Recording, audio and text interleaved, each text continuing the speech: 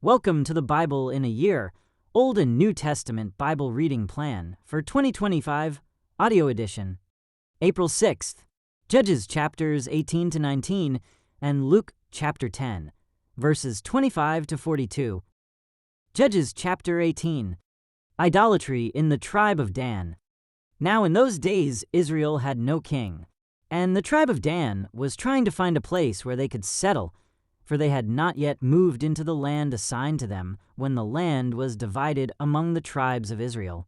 So the men of Dan chose from their clans 5 capable warriors from the towns of Zorah and Eshtaol to scout out a land for them to settle in. When these warriors arrived in the hill country of Ephraim, they came to Micah's house and spent the night there. While at Micah's house, they recognized the young Levite's accent, so they went over and asked him, "Who brought you here? And what are you doing in this place? Why are you here?" He told them about his agreement with Micah, and that he had been hired as Micah's personal priest.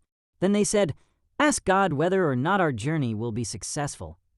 "Go in peace," the priest replied, "for the Lord is watching over your journey." So the 5 men went on to the town of Laish, where they noticed the people living carefree lives. Like the Sidonians, they were peaceful and secure.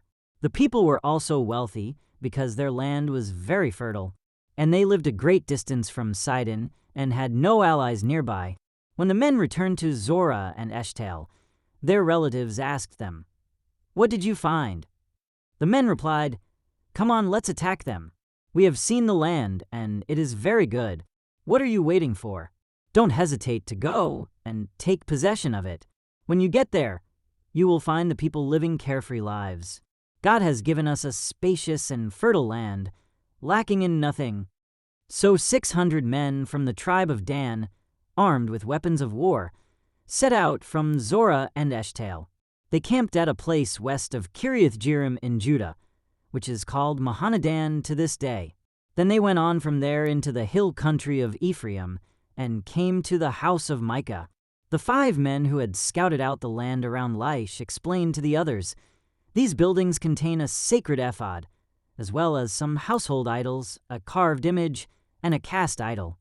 What do you think you should do?" Then the 5 men turned off the road and went over to Micah's house, where the young Levite lived, and greeted him kindly. As the 600 armed warriors from the tribe of Dan stood at the entrance of the gate, the 5 scouts entered the shrine and removed the carved image, the sacred ephod, the household idols, and the cast idol. Meanwhile, the priest was standing at the gate with the 600 armed warriors. When the priest saw the men carrying all the sacred objects out of Micah's shrine, he said, "What are you doing?" "Be quiet and come with us," they said. "Be a father and priest to all of us. Isn't it better to be a priest for an entire tribe and clan of Israel than for the household of just one man?" The young priest was quite happy to go with them, so he took along the sacred ephod, the household idols, and the carved image. They turned and started on their way again, placing their children, livestock, and possessions in front of them. When the people from the tribe of Dan were quite a distance from Micah's house, the people who lived near Micah came chasing after them. They were shouting as they caught up with them. The men of Dan turned around and said to Micah, "What's the matter? Why have you called these men together and chased after us like this?" "What do you mean? What's the matter?" Micah replied, "You've taken away all the gods I have made, and my priest, and I have nothing left." The men of Dan said, "Watch what you say. There are some short-tempered men around here who might get angry and kill you and your family." So the men of Dan continued on their way. When Micah saw that there were too many of them for him to attack, he turned around and went home. Then, with Micah's idols and his priest, the men of Dan came to the town of Laish, whose people were peaceful and secure. They attacked with swords and burned the town to the ground. 8. There was no one to rescue the people, for they lived a great distance from Sidon and had no allies nearby. This happened in the valley near Beth-rehob. Then the people of the tribe of Dan rebuilt the town and lived there.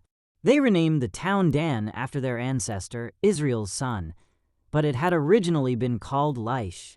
Then they set up the carved image, and they appointed Jonathan son of Gershom, son of Moses, as their priest. This family continued as priests for the tribe of Dan until the exile. So Micah's carved image was worshipped by the tribe of Dan as long as the tabernacle of God remained at Shiloh. Judges chapter 19. The Levite and his concubine. Now in those days Israel had no king. There was a man from the tribe of Levi living in a remote area of the hill country of Ephraim. One day he brought home a woman from Bethlehem in Judah to be his concubine, but she became angry with him and returned to her father's home in Bethlehem. After about 4 months, her husband set out for Bethlehem to speak personally to her and persuade her to come back. He took with him a servant and a pair of donkeys. When he arrived at her father's house, her father saw him and welcomed him. Her father urged him to stay a while, so he stayed 3 days, eating, drinking, and sleeping there.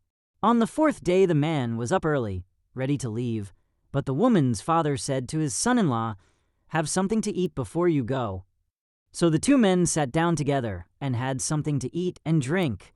Then the woman's father said, "Please stay another night and enjoy yourself." The man got up to leave, but his father-in-law kept urging him to stay, so he finally gave in and stayed the night. On the morning of the 5th day, he was up early again, ready to leave, and again the woman's father said, "Have something to eat. Then you can leave later this afternoon." So they had another day of feasting. Later, as the man and his concubine and servant were preparing to leave, his father-in-law said, "Look, it's almost evening. Stay the night and enjoy yourself. Tomorrow you can get up early and be on your way." But this time the man was determined to leave, so he took his 2 saddled donkeys and his concubine and headed in the direction of Jebus, that is, Jerusalem. It was late in the day when they neared Jebus, and the man's servant said to him, "Let's stop at this Jebusite town and spend the night there." "No," his master said, "we can't stay in this foreign town where there are no Israelites. Instead, we will go on to Gibeah. Come on, let's try to get as far as Gibeah or Ramah, and we'll spend the night in one of those towns." So they went on. The sun was setting as they came to Gibeah, a town in the land of Benjamin. So they stopped there to spend the night. They rested in the town square, but no one took them in for the night.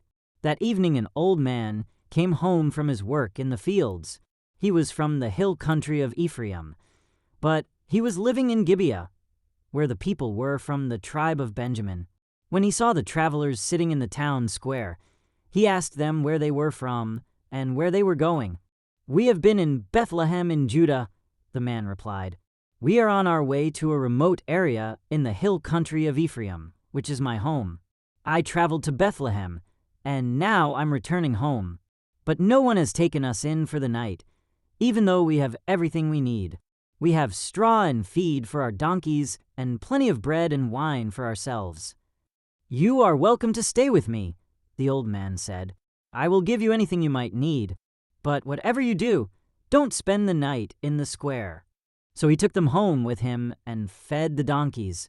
After they washed their feet, they ate and drank together. While they were enjoying themselves, a crowd of troublemakers from the town surrounded the house.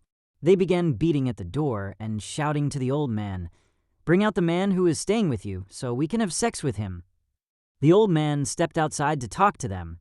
"No, my brothers, don't do such an evil thing. For this man is a guest in my house, and such a thing would be shameful. Here, take my virgin daughter and this man's concubine. I will bring them out to you, and you can abuse them and do whatever you like. But don't do such a shameful thing to this man." But they wouldn't listen to him. So the Levite took hold of his concubine and pushed her out the door. The men of the town abused her all night, taking turns raping her until morning. Finally, at dawn they let her go. At daybreak, the woman returned to the house where her husband was staying. She collapsed at the door of the house and lay there until it was light. When her husband opened the door to leave, there lay his concubine with her hands on the threshold. He said, "Get up, let's go." But there was no answer, so he put her body on his donkey and took her home. When he got home, he took a knife and cut his concubine's body into 12 pieces. Then he sent one piece to each tribe throughout all the territory of Israel. Everyone who saw it said, "Such a horrible crime has not been committed in all the time since Israel left Egypt." Think about it. What are we going to do? Who's going to speak up? Luke 10, verses 25 through 42. The most important commandment. One day an expert in religious law stood up to test Jesus by asking him this question. "Teacher, what should I do to inherit eternal life?" Jesus replied, "What does the law of Moses say? How do you read it?" The man answered, "You must love the Lord your God with all your heart, all your soul, all your strength, and all your mind. And love your neighbor as yourself." Right. Jesus told him, "Do this, and you will live." The man wanted to justify his actions, so he asked Jesus, "And who is my neighbor?" Parable of the Good Samaritan. Jesus replied with a story. A Jewish man was traveling from Jerusalem down to Jericho, and he was attacked by bandits. They stripped him of his clothes, beat him up, and left him half dead beside the road. By chance a priest came along, but when he saw the man lying there, he crossed to the other side of the road and passed him by. A temple assistant walked over and looked at him lying there, but he also passed by on the other side. Then a despised Samaritan came along, and when he saw the man, he felt compassion for him.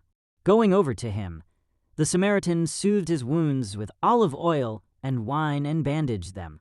Then he put the man on his own donkey and took him to an inn, where he took care of him. The next day he handed the innkeeper 2 silver coins, telling him, "Take care of this man. If his bill runs higher than this, I'll pay you the next time I'm here." Now, which of these 3 would you say was a neighbor to the man who was attacked by bandits? Jesus asked. The man replied, "The one who showed him mercy." Then Jesus said, "Yes, now go and do the same." Jesus visits Martha and Mary. As Jesus and the disciples continued on their way to Jerusalem, they came to a certain village where a woman named Martha welcomed him into her home.